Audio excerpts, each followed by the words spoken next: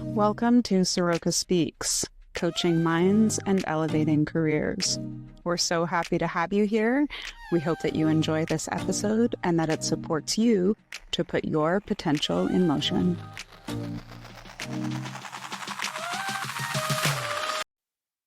What's up, everyone? This is Emily Haruka Lieb, your co-host of Saroca Speaks. I'm here with my lovely co-host.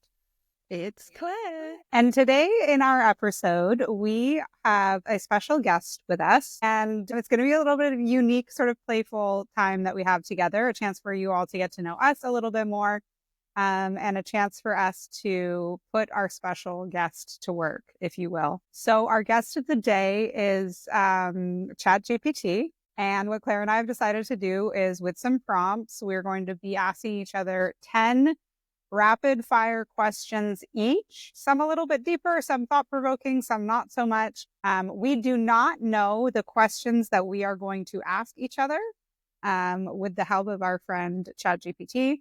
So without further ado, I will pass it over to Claire. Thanks. I was really excited when we decided to do this because we usually, have a content calendar and know what we're planning to release. And today we were feeling inspired to try something different and throw it out to ChatGPT. And when I put a very vague prompt in, and I will share with everybody what the prompt was, it was, can you give me 10 questions to use in a podcast with the founder of Saroca, Emily, as a get to know you quick fire round? That was it. I didn't amend the question. I didn't go in and edit. I literally, asked that. And what has come up, I'm chuckling at how much ChatGPT just knows you from wherever. I'm really a little bit nervous to see what's going to come out of this. Let's do it. Let's rock and roll. I will give you honest answers as best I can. Okay. And let's correct ChatGPT if anything is not correct. Okay, there you go. So the first question was, what inspired you to start your first direct sales company at 21? You know, it's funny.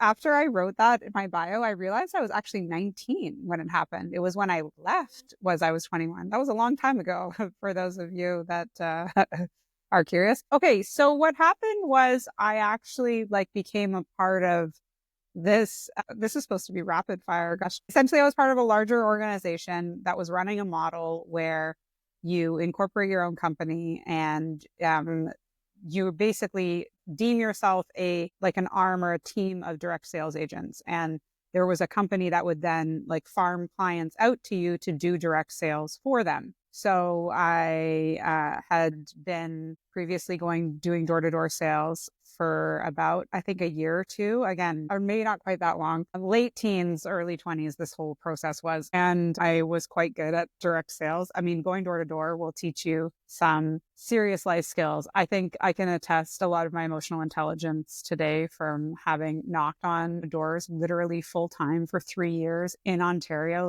through the cold, through the snow, I've been spit on. I've been called every name in the book. That process fortified me. It made me really great at sales, at relating with people. And I look back on it now and I'm like, how the hell did I ever do that for so long? But anyways, I was quite good at it. So I decided to incorporate my own business and then use the same kind of method to get these deals farmed out to me. So I came by it, through a previous job opportunity. And then it lasted about 3 years until the pressure of running a business as a very young adult definitely got to me. And I moved into advertising and marketing after that at a little boutique agency downtown Toronto. So that was the start of my entrepreneurial journey. I love that. I actually asked it 15. I said 10, but I'm picking 10. It said, how did your experience in advertising influence your entrepreneurial journey? And I think you kind of answered that question anyway. The next one it was more my entrepreneurial journey influenced and how challenging it is influenced my career in advertising and marketing. That's hilarious. And then of course I did cycle back to entrepreneurship, as you can clearly see. Yes. But yeah, that's an interesting. Yeah.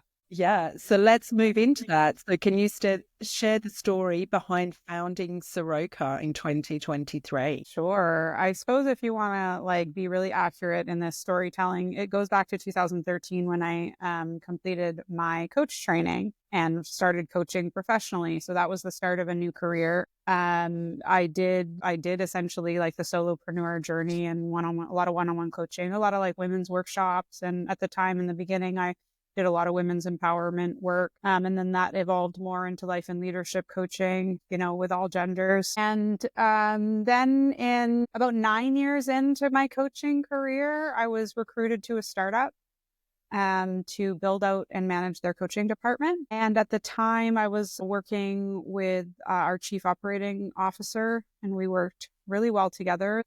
Two teams that we had built. And so me on the coaching arm and her on the, operations end of things. Our teams took that startup in the first full year that her and my teams worked together. We took that startup from 750,000 annual gross revenue to 1.7 million. And so we knew that we had something good going and that we worked really well together. So eventually we decided to leave that startup, the COO and I, and we started Saroca together. And she was instrumental in setting us up and getting us going, and then has since exited the business and is on to bigger and better things for her. Yeah, that's a little of the inception of Saroca. And here we are stepping into almost our second birthday to much success, and may it keep rocking and rolling. Love that. We'll come on to that in just a little bit. So one of the next questions, and some people may know this and some people may not, but what does a typical day look like for you as a single mum of two and a business leader? Wow. All right. Well, so I have my kids 50-50. And so there are weeks that I have them and weeks that I don't. And regardless if I have them or not, my day usually starts at 5 or 6 a.m., where I'm often prepping for calls taking place in Europe. So I usually get in, if I have my kids, I usually get in one call every morning before I make sure my kids are up and fed and take them to school. And that's a pretty typical morning. And then I'll be right here behind my desk on a typical work day till anywhere between, 2, 3, 4, 5, 6, 7, depending on the amount of work or sessions. I do try to keep a fairly integrated lifestyle and take time for myself and my house and my family and my dog. So yeah. And then, I guess if we're talking about a typical day, moving the business forward consistently, spending time, the little time that my tweens want to spend with me in the evenings or afternoons, getting some good food, good nourishment.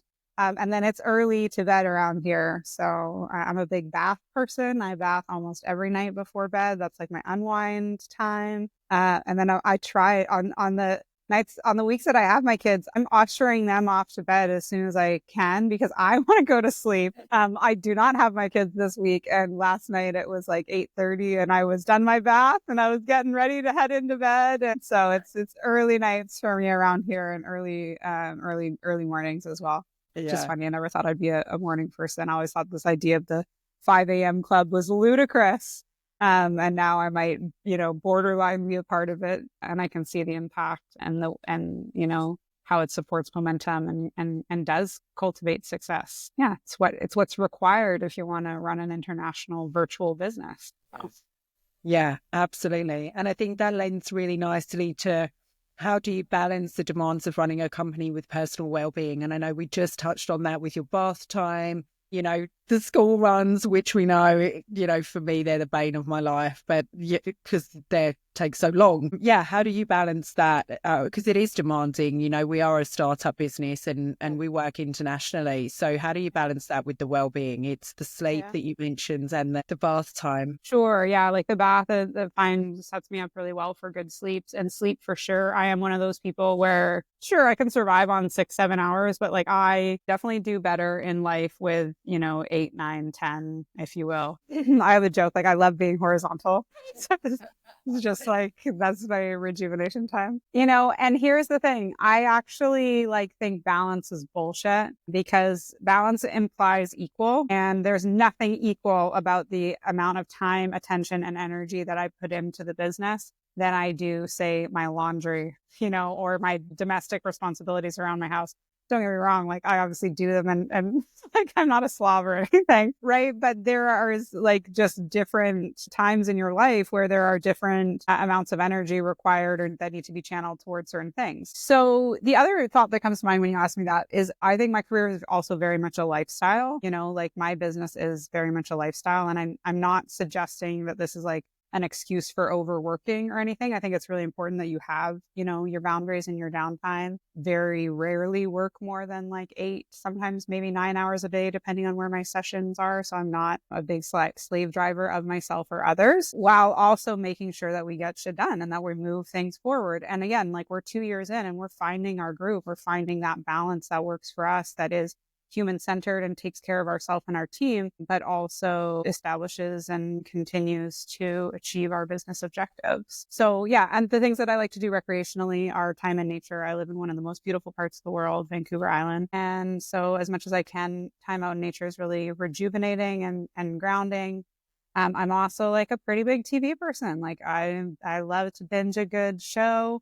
I'm pretty picky with my shows, but I do find that that's probably my favorite way for like passive, you know, stress management is I love a good show and some snacks. Love that. One of the questions, this made me chuckle when I read it, was what's your favorite plant in your indoor jungle of houseplants? Which for anyone that's watching the video, Emily has an array of plants behind her. Or if you're not watching the video, she has an array of plants behind her. And what you can't see is I have this entire windowsill filled with plants. There's a few more over here, and then upstairs in my more living space, because I work from home, there are a few. So I think I have 2 favorites. They're both upstairs. One of them is a monstera, which it would be close to this one, you know, those big leaves that have like sort of the holes in the middle. They're almost like a heart shape. And I love this monstera too, but this one's pretty small. The one that I have upstairs is like really big, and the leaves are massive, and it continues to grow. And I've had it since it was just a little baby, and I love it. I love the evolution of plants. And then the other one, I can't remember what it's called, but to me, I call it like a banana leaf tree. You know, it's like those long kind of almost palm style leaves, though, not an actual palm, but you know, like a banana leaf. I don't know if that's what it's. I know exactly what one you're talking about. Yeah. Okay. So I would say that those are my favorite. And actually, there's one more. This jade plant. So for those of you that are watching on the video, this is a jade that is from 2018. So we're now 7 years in. This is 7 years old. I got it when it was literally like 3 inches tall, and it has just flourished and grown and is so beautiful. And the jade plant is just so gorgeous. And I think it's probably pretty clear that I have a passion for plants, if you haven't been able to tell in the last few minutes. I swear, in England, my mum used to have one of them. It went upright rather than, but I understand, you know, it's coming towards the window. But I swear my mum used to call them the money plants. Like whether that's money trees. This one is technically a money tree, but usually they come in a braid. Yeah, and this one was like the other one. Oh, it was the other one. It was the jade. This is also known as a money tree, and money trees are their roots. They often have a braided kind of stem thing, or like trunks. But 2 of mine rotted, so I pulled those ones out, and these ones have survived. So I'm like, is it still good money luck? I don't know. I hope so. To drive the other ones to thrive. That's what it is. There you go. Yes, love that. Thank you. Okay, so I don't know that we've touched on this one in an episode yet. How does your neurodiversity shape your approach to coaching and leadership? Does it? You know, do you bring that to the work? Yeah, it totally does. Yeah. Okay, in coaching, I think it's the ability, as a coach in general, like our job is never to judge our clientele. Our job is not to be committed to being right or wrong about them with anything. I think neurodiversity, or like the way my neurodivergence, I suppose, influences my coaching, is around like just this deep level of profound acceptance. And there's nothing off the table for my clients and I to discuss, whether personal or professional. And it's perhaps like just a lot of room and grace around, like, I know I think about things and interact with things differently or uniquely, maybe not that of the average individual. And so holding that for myself very easily allows me to hold that for other people as well, so they can explore freely if you will. I love that. Thank you. I'll answer the leadership part too. And, as you know, we have another neurodivergent team member. And there is just like a unique way in which like we kind of just get each other and but there's also a lot of grace for the way that we both, well, for the way everyone handles like setbacks, mistakes, and failures, or the way like perhaps I need to be mindful of the way that I communicate what success looks like in a very, specific and detail oriented way. And so, yeah. And then I think with people that are, neurotypical, I think it's a discipline for me to ensure that I know what I'm saying, that I'm communicating with logic, that I'm, maintaining high levels of trust in the way that I communicate, because I know that the way my brain works maybe is not neurotypical. That's the way it influences leadership. Thank you for sharing that. Appreciate that. Okay. What is the most rewarding aspect of your work with Saroca? I mean, the impact that I get to have on other people, 100%. To see somebody go from like lacking confidence to like totally courageous and in touch with a new possibility for themselves is like there's nothing more rewarding. To coach people, toward a promotion and they get it, to support someone in a career transition change and then they land their dream job. There are so many rewarding aspects of supporting others and watching the impact that they get to see. Kind of like just waiting for the magic to arrive. And it, more often than not does. And that's what keeps me engaged and excited. I love that. That's exactly how I feel, actually. And that's why obviously we're so aligned. And yeah, so that I couldn't have said that more perfectly myself. Okay, we have 3 more questions. All right. How do you stay motivated during challenging times? Yeah, perseverance is a real thing. Resilience is real. I really believe in that saying. Like, it's not about how many times you fall down. It's about how many times you pick yourself back up. I think it's normal to doubt yourself. It's normal to second guess things, but what's not okay is giving up. And I think that that's like the only way that I have become successful as a coach is like, I could have given up at year 3, year 5, year 7. Year 9, we're now going on 11 or 12 now. 12, the 2025 is 12 years. So I think it's keep showing up to the process, keep refining the vision that you have for yourself in your future and, allow that to define the way you show up to the present moment. What advice would you give to aspiring female entrepreneurs? Wow. Buckle up. It's not rosy. I'm not going to sugarcoat it by any means. You better be really fucking committed. You better have a great idea. You better be good at what you do.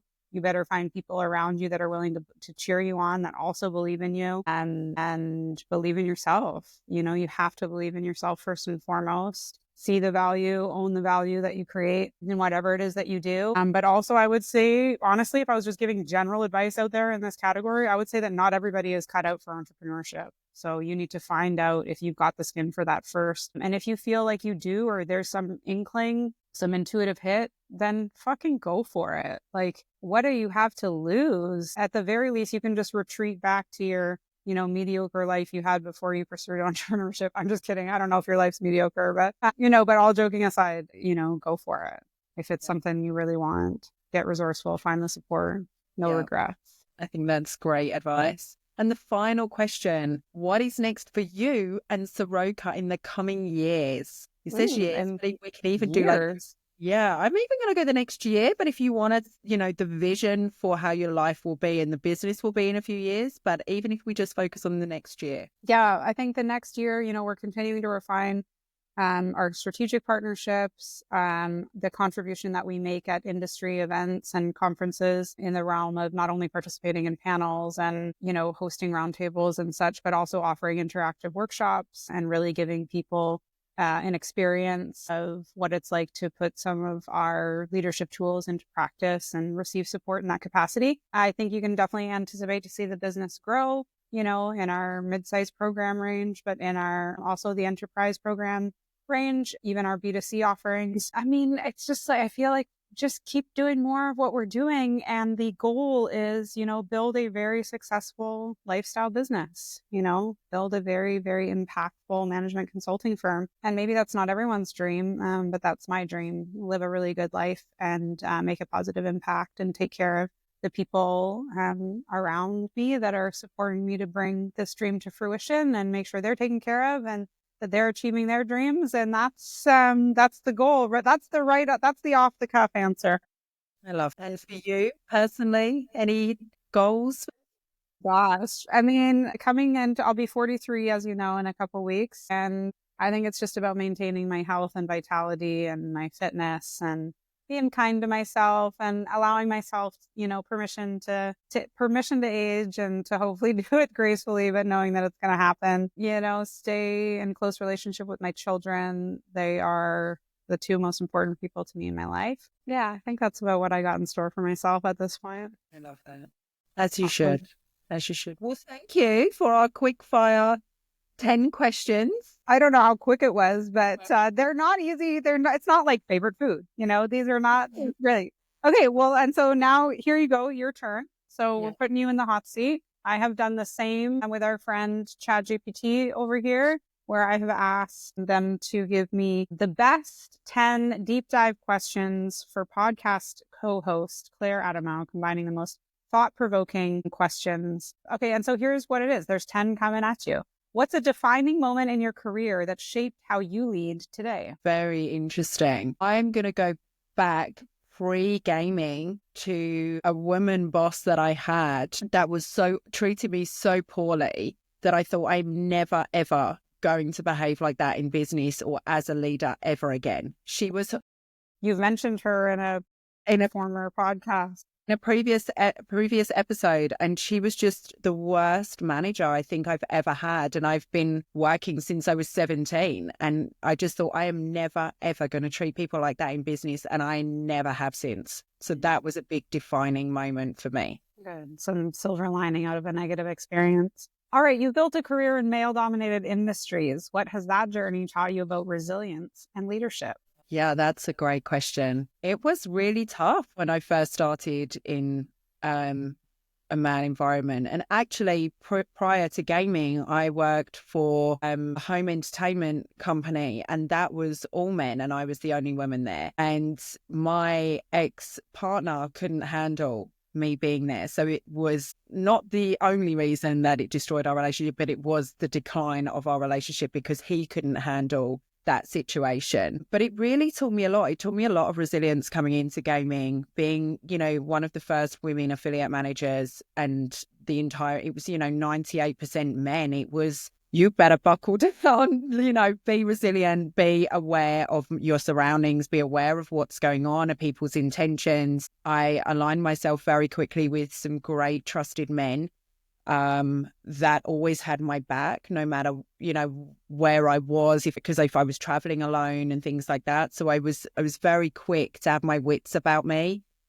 And I didn't really have a lot of women role models, actually, in 19 years of this career. There was no women role models. So it was all men. And I've learned some great skills from them, and great ways of how to communicate and how to be fair, and, sometimes what not to do, of course, but that's men and women. We all make mistakes, but it's been hard. And I'm not going to lie, it has been really hard. It's somewhat easier because, back then when you are kind of spot the blonde in the room, everyone knew my name. It was like that, was it Cheers back in the day, that American program, everyone knew your name. It was the same thing because the competition was so small. I could automatically get in with the affiliates because they knew who I was. So it, there were pros and cons for it, of course, but it definitely made me hardworking. It definitely made me step it up, open my eyes to a great industry, for sure. Wonderful. We appreciate that. What's a challenge or failure that in hindsight became one of your greatest advantages? A challenge or failure that became a biggest advantage. I was working for a company, and we built the entire affiliate program I wasn't running the team, but I came in, I think we were 5 people. And the company brought in another team, almost like a rival affiliate team. And we, of course, completely disagreed with the way that they just brought us in. And it was almost like 2 competing teams, right? Which one of you is going to survive? The existing team that built the company or the new team that's young and fresh and hungry? And cheaper than you guys. And I remember having to go in for a meeting with the new head of the department, and they wanted to completely renegotiate the contract to the terms that I would have lost thousands in terms of commission on the new contract, and I just refused to accept it. And if this person's listening, they'll know exactly who they are, but they're a great friend of mine now. But I remember having this conversation and was just like, no, I don't accept the new terms. And I was standing my ground, and the rest of my team, went back and they looked at me, and one by one, people started to leave. But I remember they said to me, you have to accept it. And I said, well, I don't. Well, you have no choice. And I said, there's always a choice. And they said to me, what do you mean? I said, there's always a choice. I accept it or I don't. And they looked at me, and a month later I quit. And I feel like it was a really defining moment for me to really understand my worth more, and to understand, when one door closes, other opportunities present themselves. And I did take one other job after that, and then I opened my own consultancy. So I became, an affiliate manager or affiliate management consultancy agency, and it was really successful. I was constantly had work, but it really was a defining moment for me to understand my value and what I will accept, and to take that challenge on myself and take a step away from what I had known for a few years. Yeah, as a woman too, to just stand your ground like that in an environment that you did is really inspiring. Thank you. All right. So what's something that you once believed about success that you no longer think is true? What did I used to think about success that's no longer true? I wonder if I can relate that financially. I always used to think that when I reach a certain amount in terms of a salary or financial gain, that's successful, and when I reach my whole career, from starting out as an apprentice and I was making £75 a week to, now where I am in my career, I used to think, oh, well, when I get to, 12 grand a year or 50 grand a year or whatever it is, like that's success. Let me get a bonus. That's success. I've made it, or I've gone from a junior to a senior to a team lead to a, head of department. I used to think those things defined who you are. And what I've come to realize over the years is, yes, the finances is incredible because it opens up so many opportunities. You can take more risks. I can do more things with my family that I couldn't do before, right? So there is, in that, I do think that I'm successful, but I thought I was successful financially 3, 4, 5 years ago. So it just, success is never, how much money is ever enough, right? So I don't be defined by that. And actually I realized I used to feel defined by my job title, and that used to make me feel important, my job title. But the reality is, it's how do I show up in my team and in my business? And as, if I'm a team lead, if I'm a head of a department, how do I show up for the people that are around me and are looking to me for guidance and leadership? And that to me is successful. If people are coming to me and respect me and want my opinion or want my advice or want my guidance or my help or, for coaching or mentorship, that to me now is success. I feel completely detached. I don't need a job title. Job titles are great, of course, but it doesn't define success for me anymore. How do you approach decision making when the stakes are high and the path forward isn't clear? It's a great question, because I think sometimes we can ask a lot of opinions of the people that we love and respect. Sometimes I feel like too many opinions are too much and it becomes an overwhelming decision. And I have made decisions based on other people's opinions and let them guide me into kind of their way of thinking. And ultimately, it goes against that gut feeling, like that gut feeling that we have and that instinct we have is so strong. And I feel like whenever I've gone against that because I've listened to others and their opinion is so strong, I always feel like I've made a mistake. And so now I've learned, like, it always works out, right? Because life is never a straight road. Our careers are never a straight road. I always say they're like a zigzag and a windy, the yellow brick road, right? It's always windy and it keeps giving us different directions, and our life goes down in different directions for a reason. So I do feel like anything that went against that gut feeling, it still worked out great for me. And I'm loving where my career is and where my life is. Yeah, I think that's where now one of the biggest things that I've learned is when I have to make big decisions is, yes, consult the people that I respect a lot and the people that perhaps have, decisions. Is it going to affect my husband and my family? Then that's, we'll take that and have a conversation. But I have to sit on it and mull it over a little bit, sleep on it, and then come back and go, okay, now is my gut feeling still the same as yesterday? And if it is, then that's how I tend to make my decisions. Mm-hmm. Learning that you can actually trust that decision, especially in hindsight. Yeah. Absolutely. As a leader and a coach, how do you help people unlock potential that they don't see in themselves? Great question. I love that. And that's actually one of the reasons why I wanted to become a coach, is because I want people to feel like they're living their best life, and I want people to achieve all of their dreams and achieve all of their goals. And so I ask a lot of questions in my sessions. So I really try and, I had a session recently and someone was like, I'm just shy. I'm like, but what are you shy about? Because we're now a few sessions in and you've got verbal diarrhea and so you're not shy. It's just like unlocking exactly what it is. And it's not a shyness. It's a confidence and a lack of confidence within a certain particular area. And the other areas actually were totally fine. And so I never thought about that, or I never thought of how my culture shapes how I show up in different situations. And then when we work things back, and I love that kind of the puzzle piece or like a little, what are them, the dolls, the Russian dolls, like where you open up another layer and it's like, and then, when we kind of keep unlocking some of those Russian dolls, it's like, well, that's why do I think that? Now I know why I think that way. That's ridiculous. Or, well, of course I can do that. Doesn't, why am I letting that hold me back? And so